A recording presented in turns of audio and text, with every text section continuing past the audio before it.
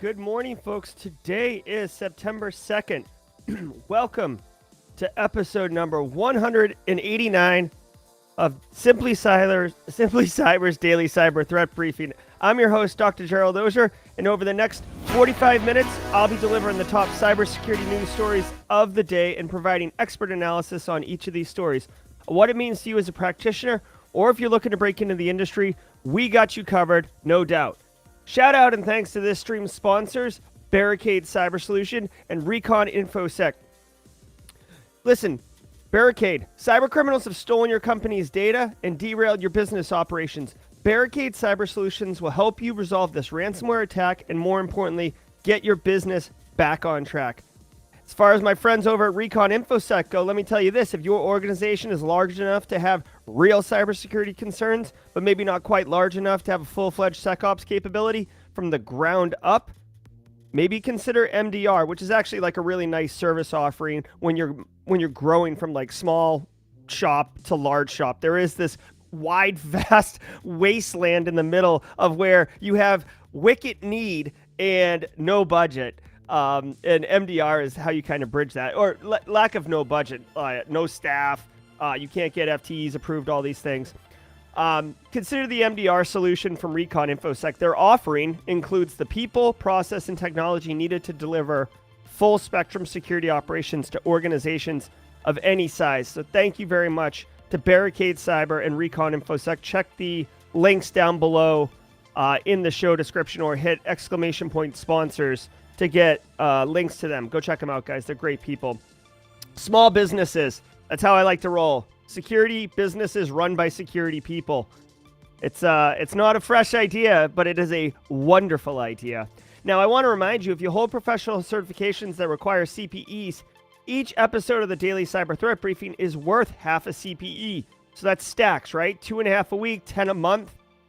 Be sure to document literally the easiest, and I would argue the most enjoyable way to earn CPE simply by saying what's up in chat. M1 Tech, good morning to you. Cosmic Vibes came up with Worldwide Wednesdays and is here.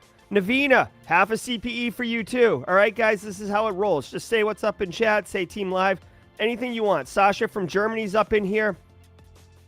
That's how it rolls. And I want to point out that this does apply to SISM. I had someone reach out to me yesterday, DMs, and say, hey, Jerry, I've got a system for ISACA, and I don't think these apply. Can you help me out? Guess what? This guy with 2 thumbs and smiles has a system for ISACA. Went to the policy, pulled the subsection, pasted it in chat, sent it to him. Virtual high five. Everybody wins. We go into the weekend with more CPEs. Now, if you are live, love it. I see 58 of us in here right now. Everybody's piling in. Good morning from Texas, Chuck.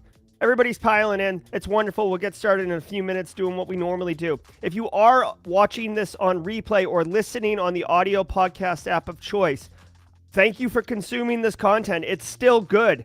It kind of expires after like 48 to 72 hours. But if you're listening to this on September 2nd, you're in the know and you're going to be loving this, okay? But you have the power of time travel. So if you don't want to listen to the pleasantries, which is what we do every morning for a few minutes with the coffee before we get in, you can jump to the future, grab the slider, slide to the right, or hit the 30-second jump button on your app, your podcast app, and get right into the news.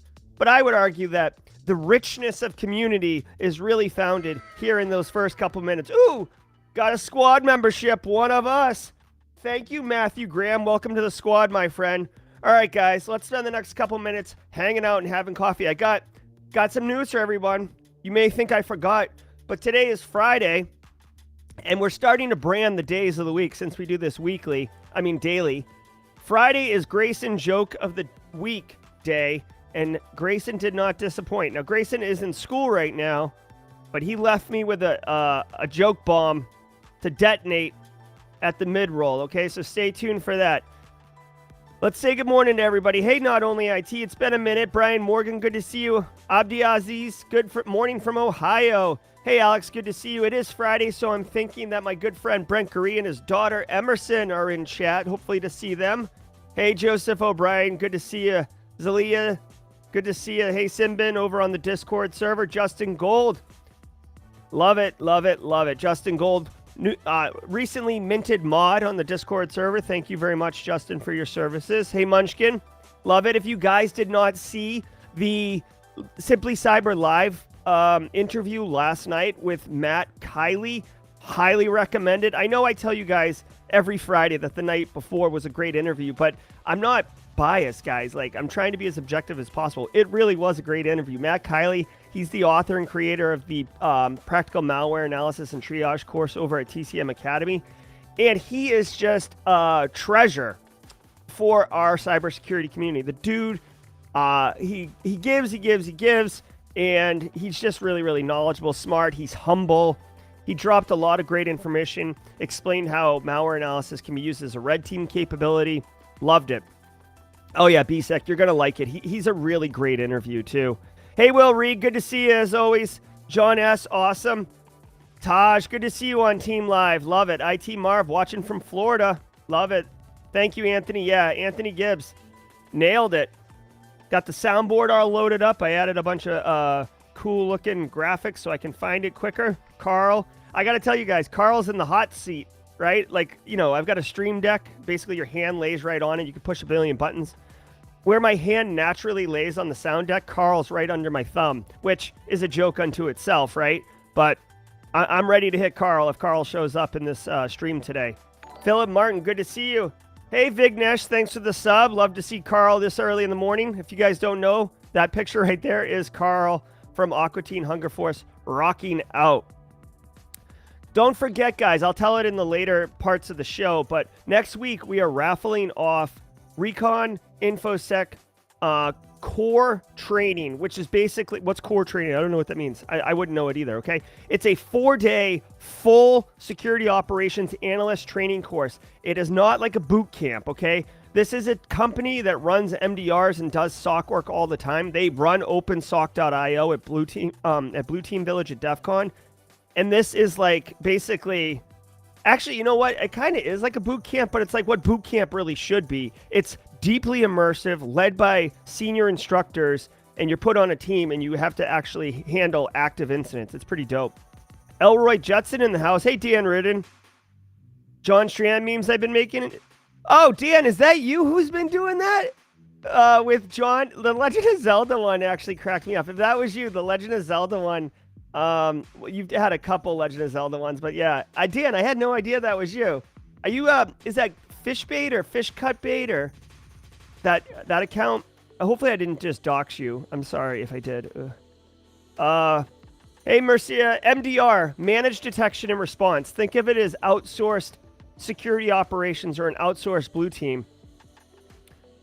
Haircut fish, yeah. So yeah, I love. Actually, you know what?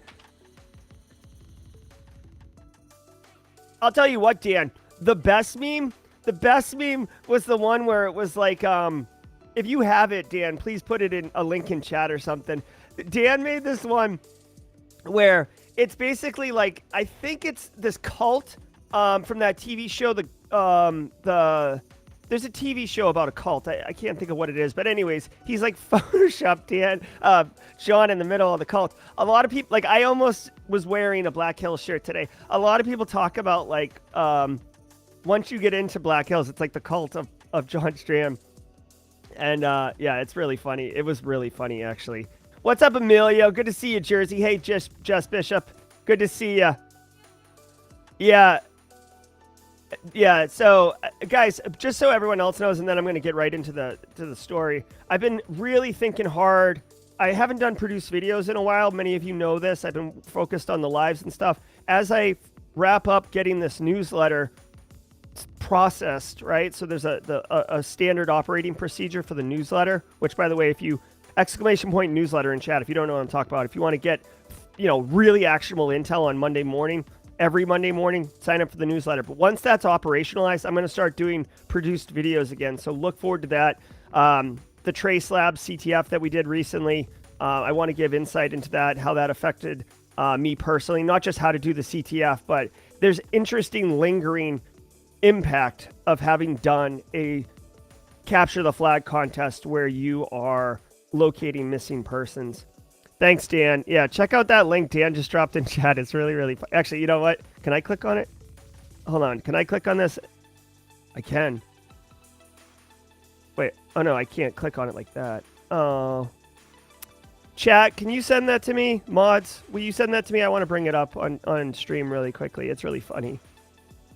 Okay, guys, we've got a banger of a stream today. There is one news story that is it's been socialized for quite a while.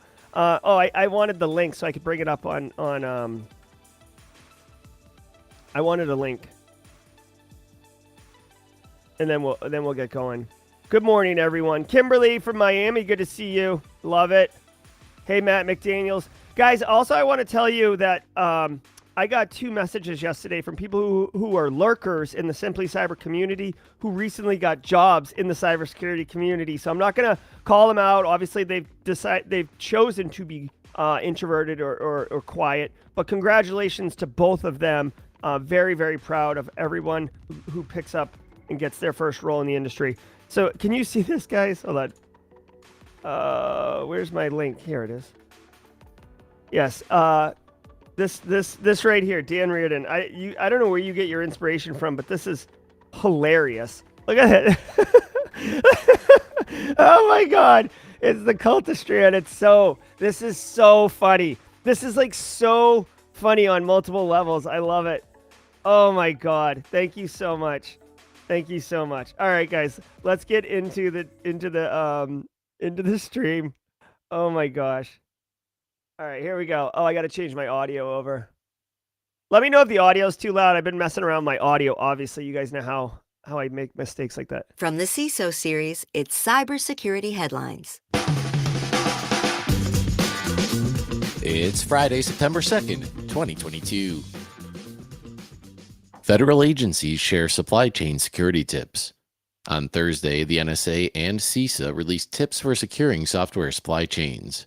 The guidance was designed by the Enduring Security Framework, a public-private partnership that addresses threats to U.S. critical infrastructure. The NSA said, quote, developers will find helpful guidance from NSA and partners on developing secure code, verifying third-party components, hardening the build environment, and delivering the code. Until all DevOps are DevSecOps, the software development lifecycle will be at risk, end quote. The ESF plans to release 2 more supply chain-focused advisories focusing on software suppliers and customers. Okay, this is great news, guys. I mean, this just, like, if you want to talk about, like, you know that scene in Austin Powers where Austin Powers is on the like little steamroller thing, and the guy's like, ah, and it's like, it's like a joke because he's so far away and the roller is moving so slowly. And then they cut back and forth, and then eventually he runs over the guy. That's what you should be thinking about when it comes to at least securing open source software and software within the United States, right? Obviously, Five Eye countries can leverage this just as well, but I'm focused on the U.S. because there's a lot of focus on the U.S. in the news and stuff like that. We saw a story yesterday where Google is offering rather, fun but lucrative bug bounties on the on any open source software vulnerabilities that security researchers uncover and get patched that Google happens to use. And we talked about how Google is huge and probably uses lots of things. NSA and CISA, right? So NSA is the National Security Agency in the United States. A lot of people may not know this, but like they are not technically a Department of Defense, but the military constantly pulls in NSA people for like special operations and stuff like that. The NSA is like our tier 1 super cyber power group, okay? Like different groups and departments and agencies in the US have cyber capabilities, but the NSA is the bomb one, right? They're the good one. I mean, excuse me, they're the premier one, okay? The Premier League. There's other good ones, obviously. So for the NSA and CISA to come out with guidance and direction and best practices on how to secure open source software relative to the supply chain, this is why I made that steamroller reference at the beginning. There is a coordinated public-private sector, whether you see it or not, that is happening in a very broad but also swift, because they're taking actions and making changes now, and they're continuing to do it, towards improving the overall ecosystem and security of open source software, right? Again, open source software. Anyone can create anything and put it up on GitHub. DJ BSEC has a GitHub. We showed it on Tuesday this week of his cybersecurity resources, right? Anyone can create anything. So you don't have any, you don't have to have like a TSA, a TS poly clearance in order to create open source software. But someone who does, that's working on a national security project, may right click, copy, paste, or right click, save code from GitHub or Stack Exchange and push it into this, national security system, right? Developers are going to develop. If you ever look underneath the code, I was a developer for a while. I was a hack of a developer, but I did get paid professionally, so I was one, right? Yeah, there are some really, really fancy pants developers out there, but a lot of time, if you look under the hood and you actually know how to read code well, you'll see that it's like a lot of duct tape and like broken functions that just weren't cleaned up. Like they're just not going to get called, but they don't really work. There's like debugging, there's things commented out, right? That's what it is, because at the end of the day, you're trying to get the code to work. So anyways, all this is a long way to say that open source software is getting more secure. I have no doubt in my mind that the NPM stuff that happened last year or earlier this year and Log4j that happened at the end of December scared the crap out of people in power. And they said, we got to do something about this. And this right here is part of that public-private sector response of doing something about it. Apple settles lawsuit with developer over App Store rejections and scams. Apple has settled a lawsuit with its latest disgruntled app developer and former Pinterest engineer, Costa Eleftherio. Eleftherio filed the suit back in March 2021, alleging his FlickType Apple Watch keyboard app had been unfairly rejected from the App Store and then targeted by scammers.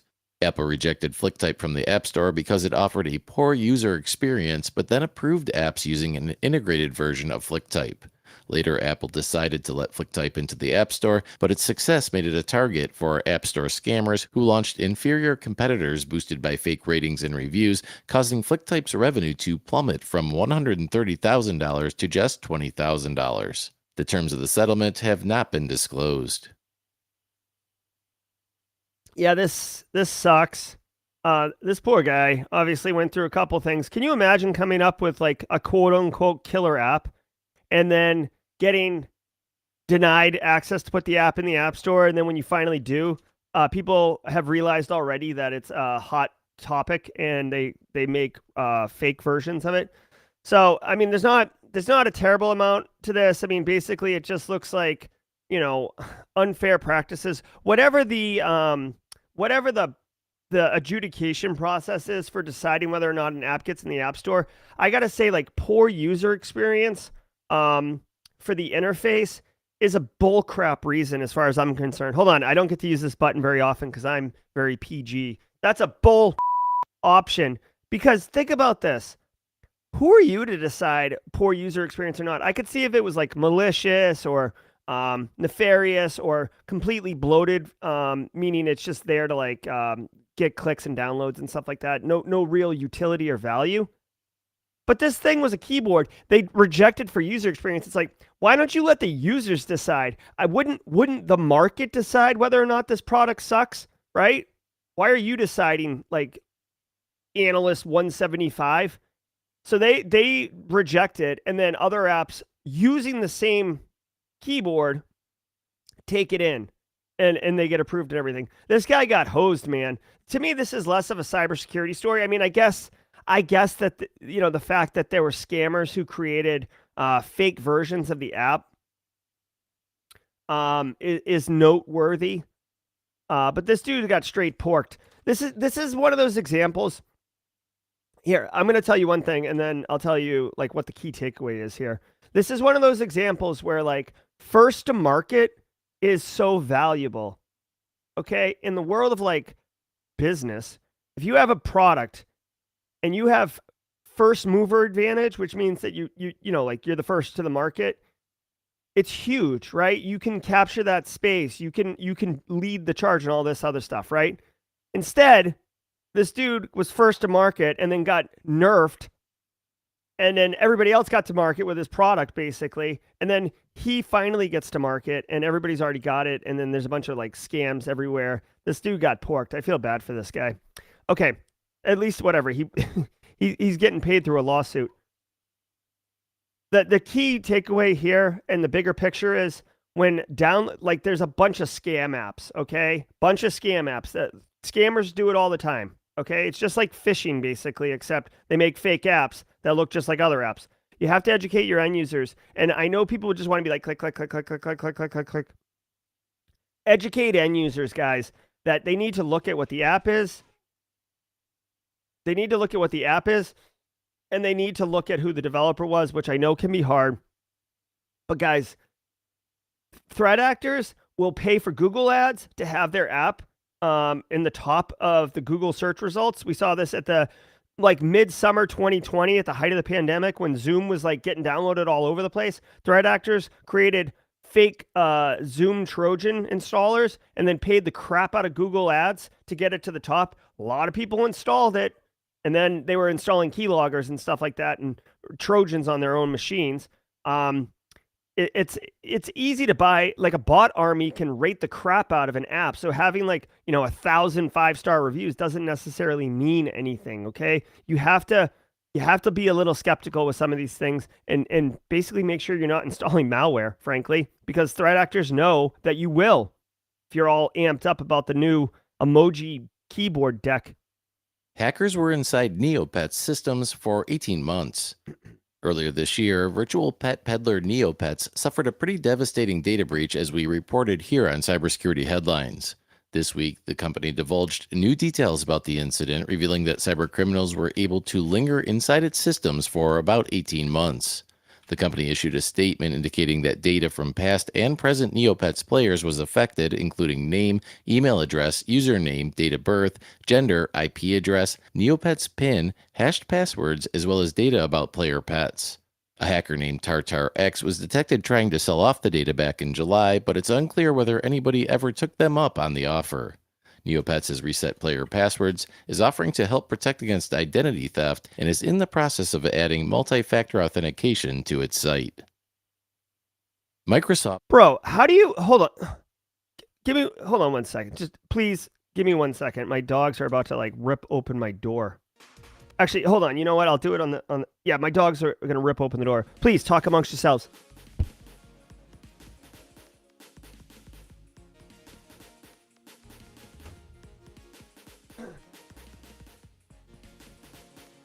Okay, I'm back. All right, cool. So check this out, guys. Whatever, Neopets. I don't know what a Neopet is. Obviously, I guess I'm old. You know what I mean? To me, Tamagotchi. Got Tamagotchi. Can we talk about that? Here's the deal. What I want to tell you with this. First of all, how do they not have MFA in 2022? Come on. I get that there's a little friction for your end users, but bro, everybody's doing MFA now, so just get on board and do it, right? I get that you're targeting teens or whatever, but there's multiple ways to do MFA.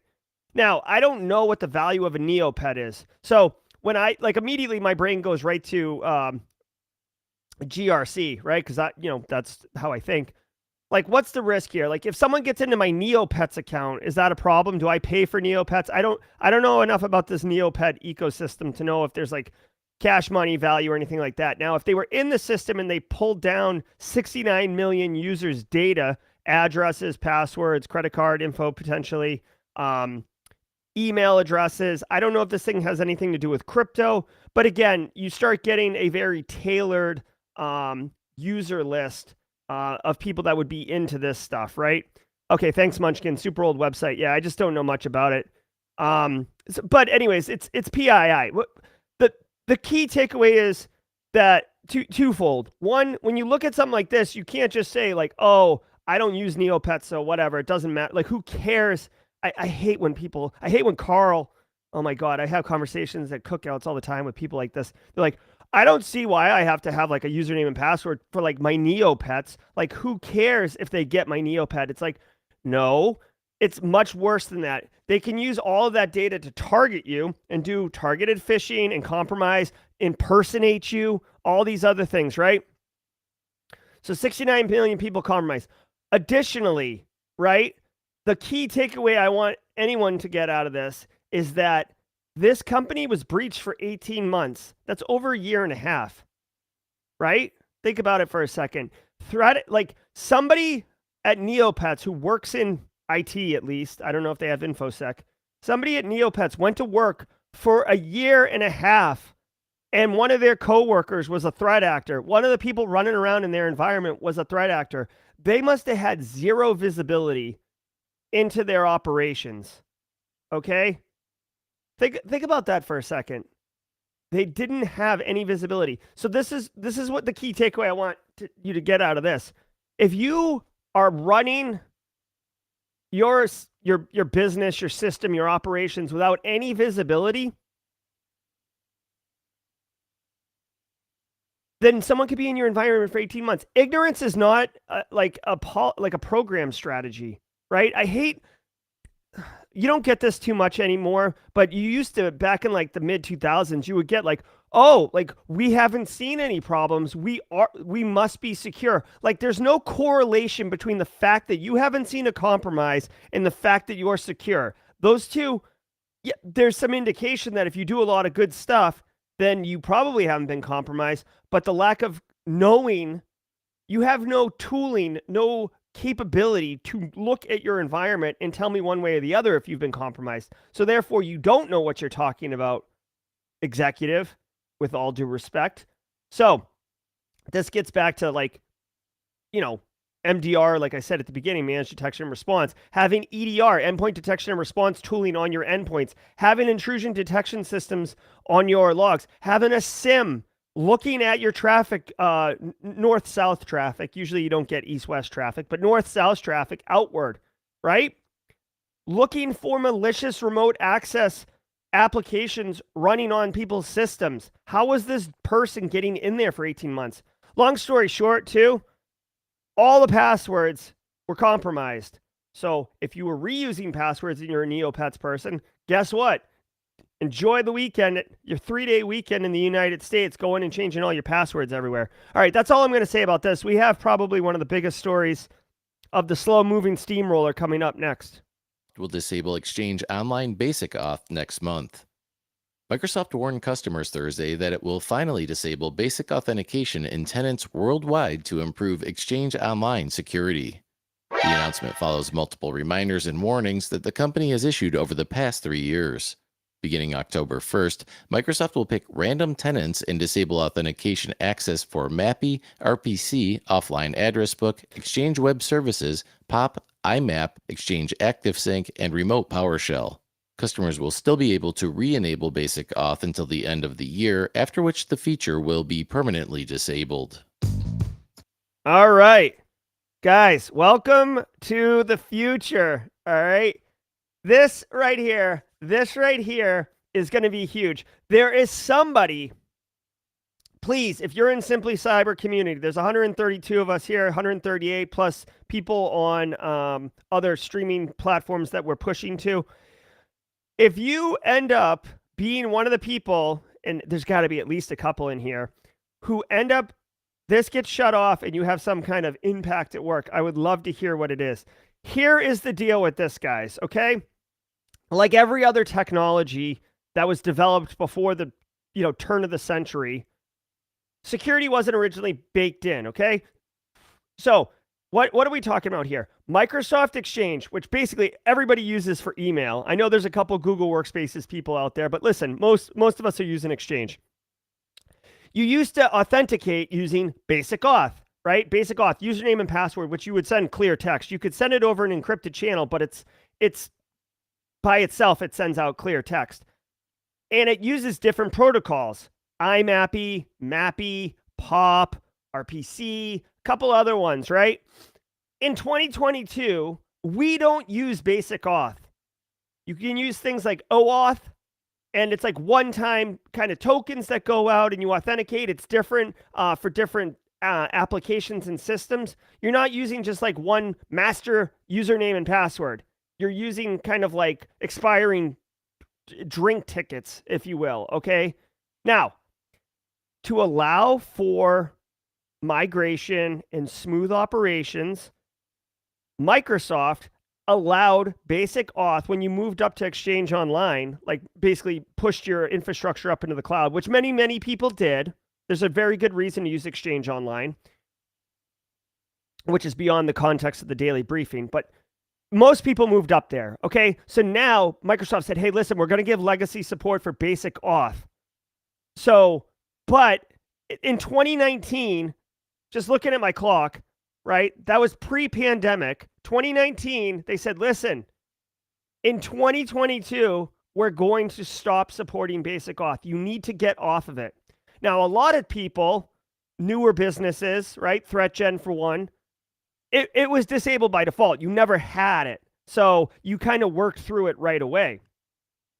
But these older legacy businesses came up and they said, oh, we'll get to it. Now, like everything else, everything else, InfoSec, IT, they could send 1 million emails out and say, hey, listen, you need to get off basic auth. You can see who's authenticating into your exchange using basic auth. You can identify those users. You can send them messages and say, hey, get off. And they say, okay. And then they won't, because an administrative control is 1/3 effective of a technical control. A technical control is like 99% effective unless you're going to hack it and get around it. Okay? So what's the difference? Administrative control, you need to get off. Technical control, it doesn't work anymore. Period. End of story. And that's what's going to happen with this thing right here. So just be mindful. As they said, this is the story for the newsletter, by the way, for peers. There's no question that this one's the one. You have to be aware that you should go into your Exchange Online tenant right now or after the show. Look, there's directions on Microsoft.com. Look who is using basic auth, or if it's even configured. Communicate to them, let them know that at some point Microsoft's going to randomly shut it off. So I would advise you, if it were me, I would communicate to these end users, listen, we're going to shut it off. We're going to shut it like Monday. We're going to shut it off don't do it on Friday, guys. We're going to shut it off next Monday. On Tuesday, we're going to shut it off next Wednesday, next Monday. When Monday comes, shut it off. Why are you going to shut it off? Because at least if you shut it off, you will control when the calls are coming in to help desk. You will control being able to turn it back on if it's emergency, right? You have some weird mission critical app that Carl created using Microsoft Access 8 years ago that somehow fires an alert using MAPI protocol. Whatever, Carl. So listen, you'll be able to turn it on. If you wait for Microsoft to randomly choose it, guess what? You're unfortunately going to be one of those poor saps who gets the call at 3 a.m. on a Saturday because Microsoft shut it off at midnight on some rolling trigger and it broke something, and now you're getting a phone call in the middle of the night. So why not control the change control? Also, good on Microsoft for giving a 3-year window. It's way longer than it needed to be. People are gonna not make the change unless they're absolutely forced to. But like I knew a guy who was on Alpine forever, and he refused to get off Alpine. Also worth noting, people who are older that have been at the business or whatever longer, that are probably using some of these legacy mail clients, typically are elevated to positions of power where they have the ability to say, well, I'm not going to do it, and you're going to make it work for me because I'm, wherever in the org chart. Okay, especially if you have weak governance at your business where someone can make that claim and not get pushback from executives. So anyways, I just had a nice little rant, a nice little flip out. Here is the TLDR. And if you're not going to catch this will be in the briefing on Monday morning, ! Newsletter to sign up. Go in your tenant, look to see if basic auth is enabled. If it is, look who is currently authenticating to it. Communicate to them that the auth is going to be shut off. Pick a date. Communicate the crap out of it. Shut it off. And then clear their schedule for the next. Clear your schedule for the day that you shut it off and be ready. Educate. Oh, by the way, tell your help desk that you're doing it too, because they're the ones who are going to get the phone calls. All right. And now, I'd like to thank today's episode sponsor, Code 42. It's not just about the data leaving your company. What about the data coming in? Along with departing employees, new talent is also actively joining your organization. This poses cybersecurity challenges since they could be knowingly or unknowingly bringing data from their former company into your network. Code 42 Insider is an insider risk management SaaS that provides a comprehensive understanding of your data exposure and shows which activities require security intervention. Learn more at code42.com/showme. That's code42.com/showme. All right. Thanks again to CISO Series for allowing us to piggyback on top of theirs. Guys, real quick before we get back into the news, I just want to remind everybody, new sponsor, RECON INFOSEC. Much love and thank you to Barricade Cyber for your continued support. RECON INFOSEC, not only the new sponsor, but next week we will be raffling off 5 training, 4-day training vouchers for their core skill training. So really, if you want to be a SOC analyst or learn real SOC skills, you'd want to enter this raffle. It is a $3,500 per student value. So we're literally raffling off $15,000. $15,000 worth of value next week. All right, so definitely be there next week. Also, Monday's a holiday, so we're not going to have Monday's stream. So emotionally prepare yourself for that. I'm already trying to emotionally prepare for it. I'll be okay. Also, next Thursday, I just want to tease this out. Our guest will be Irfan Shakil for Simply Cyber Live, the Thursday 4:30 episode. We will be talking about critical infrastructure cybersecurity skills. He works at OpSWAT. OpSWAT has an OpSWAT Academy, which is a subsection of what OpSWAT does. And it's free critical infrastructure training. I'm in the middle of taking it because I met them and I was like, oh, this is really cool. And then I started taking the training so I could absorb it and be able to tell you guys about it. But it's really, really cool. It's really, really free training, and it's very specialized, and you can leverage it to get a job. So that's why he's coming on, to give us more information and tell you how you can get this free resources and level up your career, which is what we're all here to do. Source code for 1,800 Android and iOS apps serves up AWS creds. The Semantic Threat Hunter team has spotted 1,859 apps across Android and iOS containing hard-coded AWS access tokens that permitted access to private AWS cloud services. Symantec's advisory reads, quote, "The AWS access tokens could be traced to a shared library, third-party software development kit, or other shared component used in developing the apps," end quote. Symantec said some of the reasons for hard-coding access keys includes downloading or uploading assets required by the app, accessing configuration files, and accessing cloud services. The company recommends adding security scans to the application development lifecycle and checking mobile app report cards for any outsourced applications. Hard-coded creds in your apps. There's no room for that. Guys, if you're okay, listen, just like I said 5 minutes ago or 10 minutes ago or whatever, yes, there are top-notch, crackerjack software developers.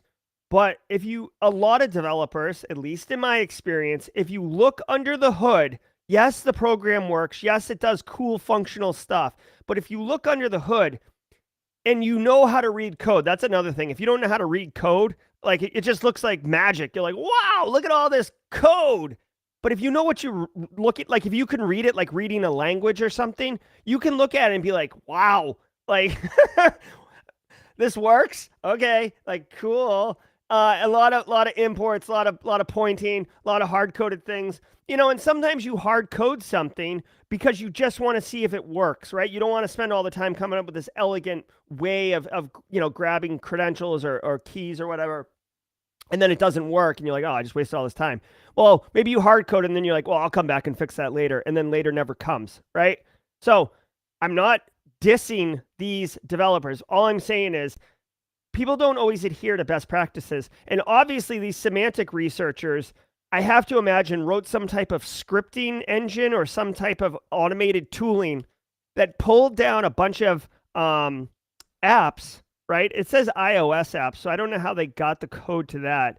In my mind, they would have pulled down the APKs for the Androids and been able to scan the source code using an automated tool. I don't know how you do that with iOS apps. I don't know. I'd have to go into the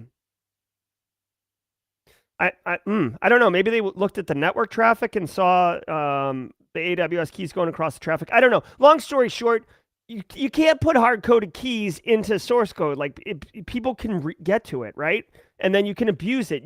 Now you have the key, so you can go write your own code, or you can access and pull data out and do data compromise and stuff like that. So just if you have software developers, if you do any kind of development in your environment, if you are a mobile app company, take this link and send it to your dev team and just say, hey guys, not saying you do this, but just be aware that this is something that not only happens, but security researchers will find it and then publish the results. And if you happen to be one of the 1,800 apps, you definitely want to get that quickly corrected. Blue badges used as bait in Instagram phishing attack. A new Instagram phishing campaign has been spotted attempting to lure thousands of users with an offer to issue them a coveted blue badge signaling a verified account. The phishing emails direct victims to forms branded with Instagram, Facebook, WhatsApp, Messenger, and Meta logos. The forms collect name, email, phone number, and ultimately account password to verify the account.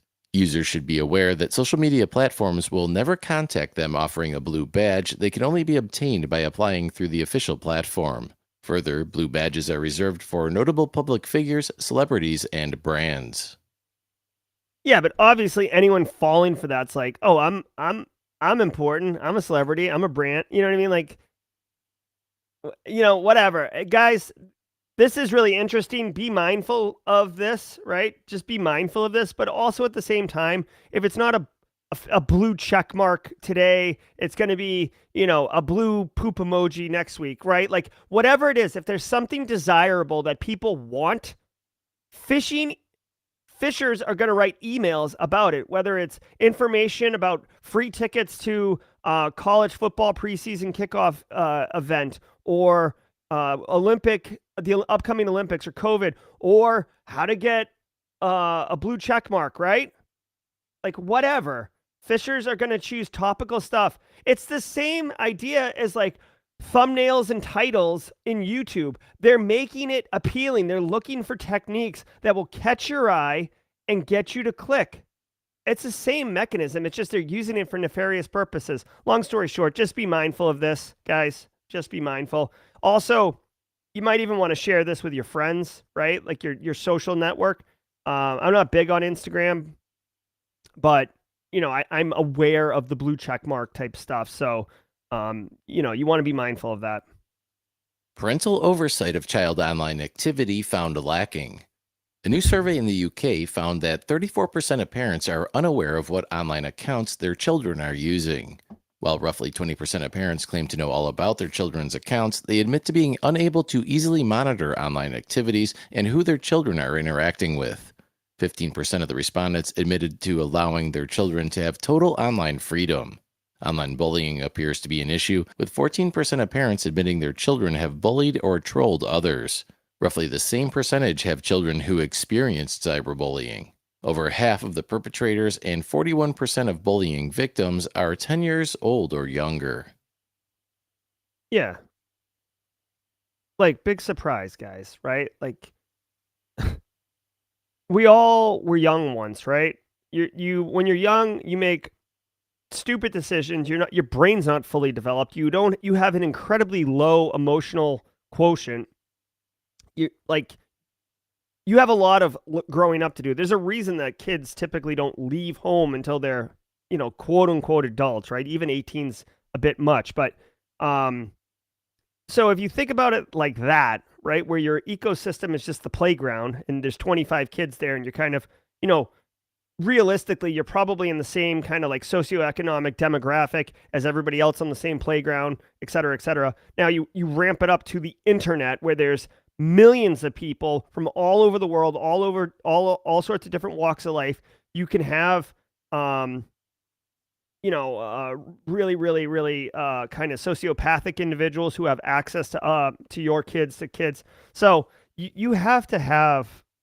We don't have to, but it's alarming that kids are allowed to kind of operate unilaterally online without awareness. So I would advise putting in some type of just be engaged with your kids, right? Like educate them. And I know it's hard because we're cyber professionals, so it's easy for us to kind of educate our kids and talk about bad people online and stuff like that. But if you don't know these things, it's very difficult. Especially if you don't understand technology or whatever, it's very difficult to educate your kids appropriately. I would just, yeah, this is a tough one. This is a tough one. It's going to be interesting to see what this generation grows up to be, given all that. But bullying sucks. Bullying sucks.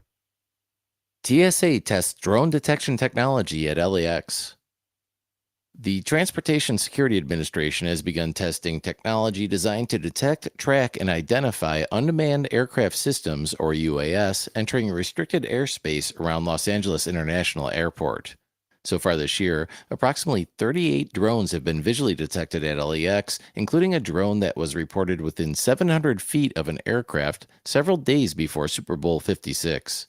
LAX joins Miami International Airport as one of 2 locations testing drone detection technology in an operational airport environment. Thanks. Yeah, I mean, this is cool. I mean, okay. Yeah, I don't want a drone going into the engine of a plane that that's literally I'm on, that's about to take off, or anyone's on for that matter. I don't know what's going on with these drones, why people are flying them there. If the only reason is for nefarious purposes, then yeah, I'm glad that they have little drone detection technology. I mean, obviously, once you detect it, that's fine, but like, what's your response? I mean, are they going to have like little tiny missile launchers, like shoot? And then it gets like, well, what's the efficacy of a non-false positive, right? Like, I don't want a little tiny missile launcher shooting at my plane because it thinks that the wingtip is a drone. Maybe like one of those like nets, like a Spider-Man net, and like grab the drone. I don't know. I guess I didn't realize drones at airports was like that much of a recurring issue that they needed to invest in technology to detect that. But, good on them. Like I said, it's all about air safety and protection. So there's that. Do you guys remember, really quick, how like a couple months ago, there was like discussion about 5G screwing up FAA communications and how this was going to be like a really big deal? Where'd that story go? Do you remember how that was like a hot story for like a minute and then like everybody was losing their mind and then it just wasn't a story? So, All right, guys. We're a couple minutes over, but it is Friday. Oh, shoot. I forgot the Grayson joke of the week. All right, so here's the Grayson joke of the week, okay? All right, thank you very much to Grayson for this joke. Guys, you guys all know the soda Dr. Pepper, right? What kind of doctor is Dr. Pepper? What kind of doctor is Dr. Pepper? Just so everybody knows, if you're interested and you want to get 3 Cyber Pro actionable tasks for your end user and executive and peers, every Monday morning, do !newsletter or go to simplycyber.io/newsletter in your browser right now, simplycyber.io/newsletter. And you'll get an email on Monday morning, East Coast, 6 a.m. Literally, this email is a quick read and it tells you exactly what to do. It's my words. And you can basically kick butt before most people have gotten their first cup of coffee for the week. I've gotten a lot of positive feedback about this email. Please sign up for it. If you don't like it, just unsubscribe. There's really no, there's no like, oh, I got my talons in you now. You're never going to get unsubscribed from this. I'm like the Omaha Steaks of cybersecurity news. I'm just going to ignore your unsubscribe comments. All right. What kind of physician is... All right. So the answer, we're getting it close. Yep. Alfredo nailed it. Dr. Pepper is a physician. A physician. Thank you very much, Grayson. I genuinely appreciate that. Dan Reardon, thank you. Thanks for the memes, Dan. Hopefully I get to see you up at Deadwood. Wild West Hackin' Fest. All right, guys. So this has been Simply Cyber's Daily Cyber Threat Briefing, episode 189. We had a great week. Reminder, no episode on Monday. I think there's one currently scheduled, but I will pull it down. Enjoy your 3-day weekend. Be good to each other. get some rest, get some relaxation, take a minute if you can, and think about why you're working, right? What's the ones you love, the ones you're with. Take a moment, really reflect, breathe. A lot of you, many of you have made major accomplishments, major wins in 2022 already, and we still have 3 months left. So hopefully you can take a minute and really reflect on all the great accomplishments you've made in 2022 and what's left in 2022. You can come back to work on Tuesday next week and really feel recharged and ready to rock and roll. The threat, the actionable email will go out Monday morning. Maybe I'll schedule it for Tuesday since that'll be, the first day, but I'll schedule it for Monday because the rest of the world isn't celebrating our holidays. All right, everybody. Let me, what can we do? I want to do one more sound effect before we get out of here. Yeah, I don't know. Thanks everybody so much. We'll do a Carl, okay? Even Carl can take a moment and reflect. Carl! Thank you so much, Carl. All right, guys. My name's Jerry Auger. This has been the Daily Cyber Threat Briefing. Thank you so much for being here. We'll see you on Tuesday next week. Be good, everybody.